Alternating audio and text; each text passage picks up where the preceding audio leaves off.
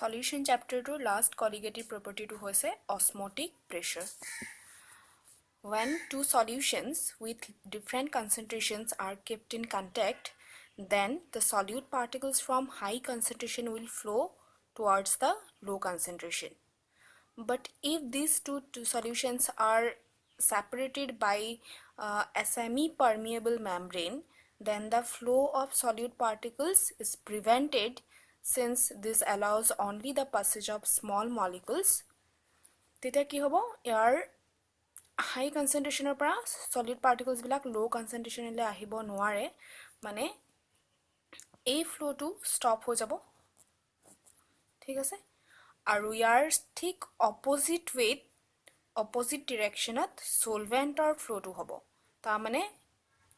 solvent molecules from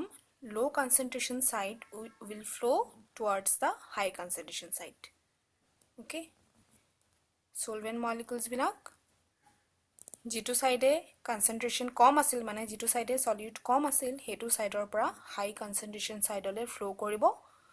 until the two concentrations become equal. Jetialeke dutar concentration homan hoi na jay tetialeke ei flow to choli thakibo.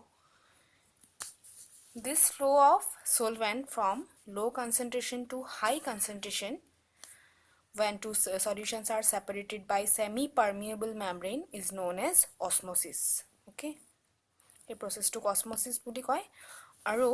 jodi ei osmosis process to ami rakhabo bicharu tetia ami ki koribo lagibo jitu side solventor flow to hoi ase mane a high concentration side tooth eta definite pressure apply koribo lagibo so that the flow is stopped. Okay,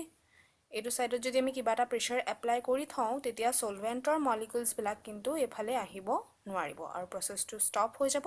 এতিয়া এই osmosis process to stop কৰিবলে যিমান pressure ইয়াত apply কৰিব লাগিব সেই pressure to কোৱা হয় osmotic pressure. So osmotic pressure is the pressure that should be applied on high concentration side of solute to stop osmosis. A pressure to তোমালোকে আগতে এটা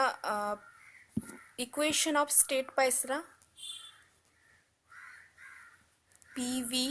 equal to nRT.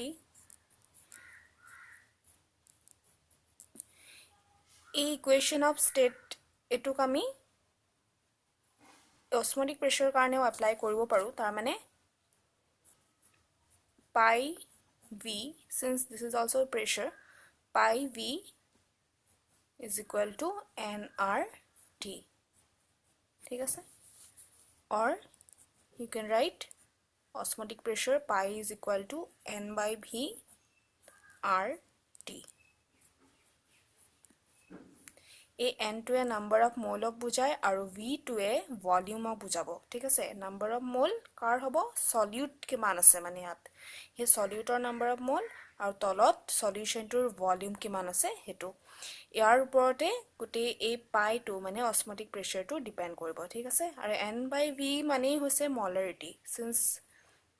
this is the number of mole per unit volume so ইয়াক আমি c ৰে বুজাইছো ইয়াত আৰু c মানে হৈছে concentration in terms of molarity. C is concentration in terms of molarity. So pi is equal to CRT.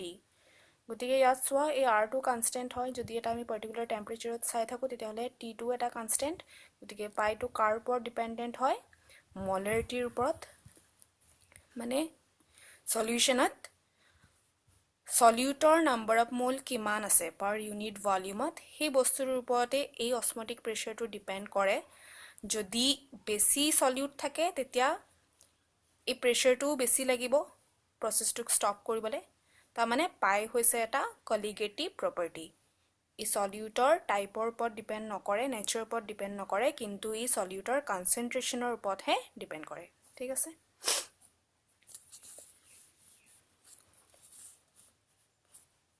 If two solutions have same osmotic pressure, then there will be no osmosis and the two solutions are called isotonic solution. Jeneke blood or logot 0.9% NaCl blood সেলত যেটো fluid থাকে সেই ফ্লুইডটোৰ লগত ইমান কনসেন্ট্ৰেশনৰ sodium ক্লোৰাইডৰ solution এটা isotonic হয় তাৰ মানে ইহতৰ অসমটিক প্ৰেসাৰ বিলাক সেম হয় আৰু যেতিয়া ব্লাডৰ লগত এই সলিউশনৰ কন্টেক্ট হ'ব তেতিয়া কিন্তু এই দুটাৰ মাজত কোনো ধৰণৰ সলভেন্টৰ ফ্লো নহব তাৰ মানে ইয়াৰ পৰা ওয়াটাৰ এটো সাইডলৈ না যায় আৰু বা ইয়াৰ পৰা ওয়াটাৰ bloodৰ সাইডত না যায় so there will be no osmosis no flow of solvent here because these two solutions are isotonic আৰু এটো হৈছে normal saline concentration হে normal saline concentration to ইমান ৰাখা হয় 0.9% যাতে solventor মানে water কোনোবা এটা সাইডলৈ যাতে ফ্লো নকৰে ব্লাডৰ পৰা যাতে ওলাইও না যাওক ব্লাড সেলৰ পৰা বা ব্লাড সেলৰ ভিতৰটো যাতে water নোহমাক ওকে আৰু যদি হে NaCl ৰ কনসেন্ট্ৰেশন টু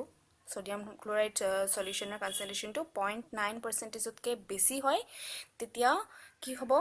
ইয়াৰ পৰা ব্লাড সেলৰ পৰা ফ্লুইড তাৰ পৰা সলভেন্ট ওলাই এফালে গুচি আহিব ঠিক আছে তাৰ মানে এনেকুৱা ধৰণৰ ফ্লো হ'ব আৰু এই সলিউশনটো কোৱা হয় হাইপাৰটনিক solution On the other hand, if the concentration is less than 0.9%, তেতিয়া কি হ'ব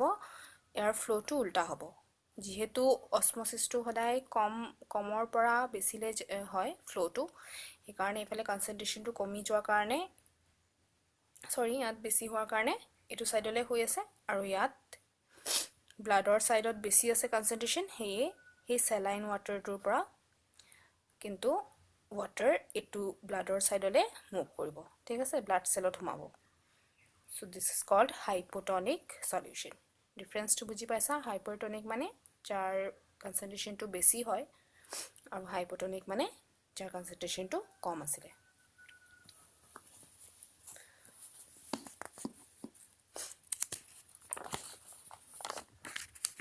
আৰু এটা process আছে যাক reverse osmosis বুলি কয়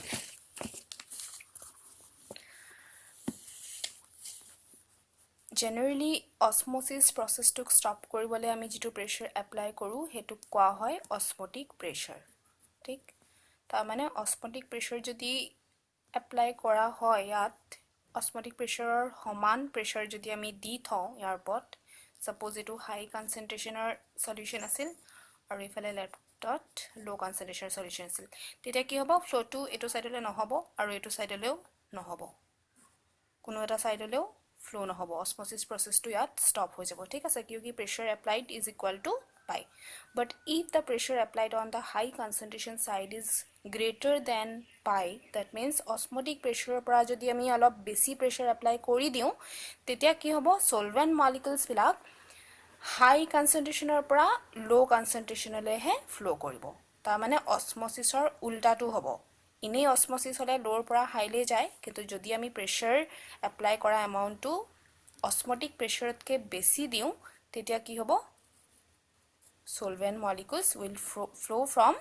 high concentration to low concentration and this process is known as reverse osmosis ঠিক আছে and this is a very useful technique which is used